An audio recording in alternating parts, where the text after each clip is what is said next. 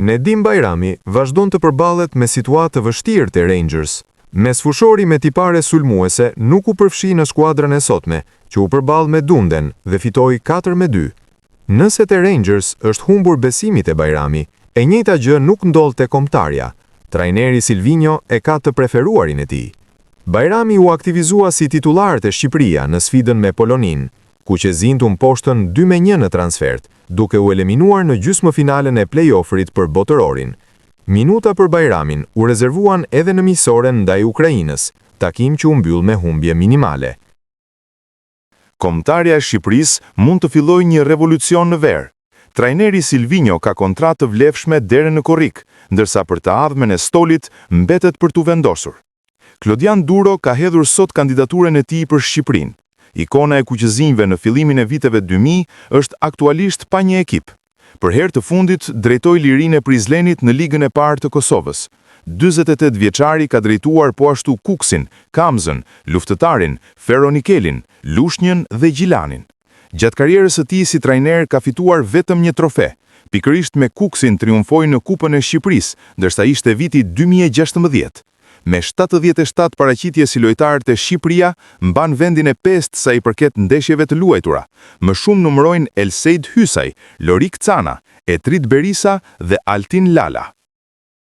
Kombëtarja shqiptare e futbollit e ka mbyllur me 2 humbje periudhën e ndeshjeve të marsit, ku fillimisht u mposht nga Polonia në ndeshjen play-off për botërorin e më pas edhe nga Ukraina në miqësoren e luajtur në Valencia.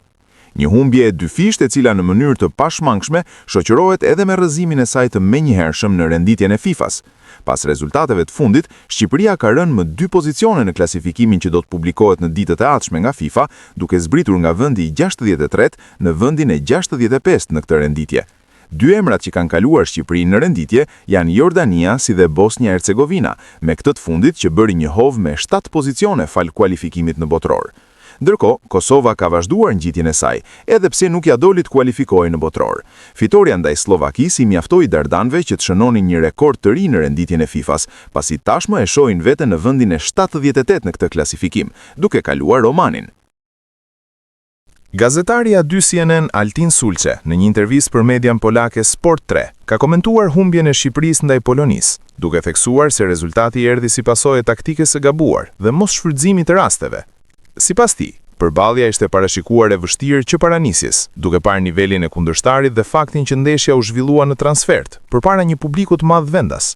Megjithatë, ai kritikoi qasjen e trajnerit Silvinho, duke e cilësuar si tepër mbrojtëse. Zhgënjim?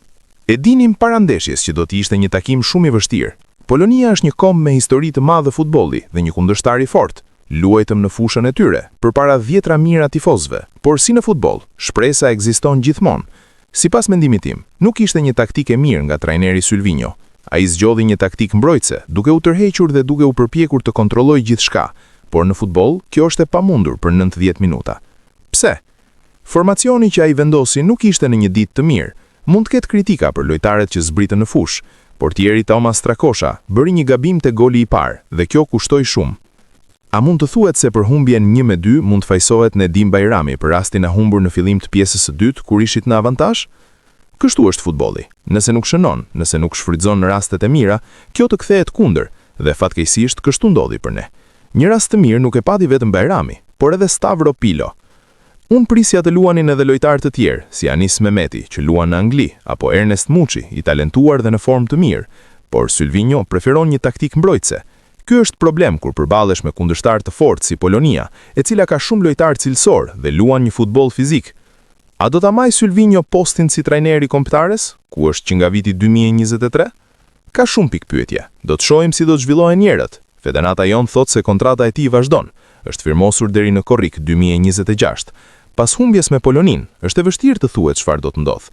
Shumë mendojnë se kemi lojtarë të mirë që luajnë në klube të mira, si Muçi te Trabzonspori. Këtë sezon ka shënuar 10 gola dhe 4 asistime, por ndajush luajti vetëm disa minuta. Kemi lojtarë të talentuar dhe kreativ, por filozofia e trajnerit është Catenaccio, një shkollë e vjetër mbrojtëse. Në futbollin modern nuk mund të luash me një sistem ku ke 5 mbrojtës para portierit dhe 5 të tjerë përpara tyre për të mbrojtur. Nuk është sistem modern, siç u pa edhe në ndeshje në Poloni.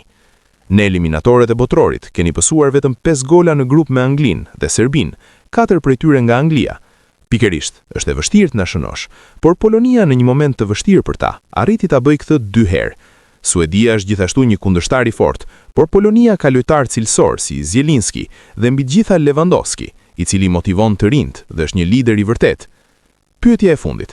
Shqipëria nuk është në finale, por Kosova po, pasi mundi Slovakinë dhe do të përballet me Turqinë në Prishtinë. Si janë marrëdhëniet Shqipëri-Kosovë? Praktikisht, jemi një vend i vetëm, të ndarë vetëm për arsye politike.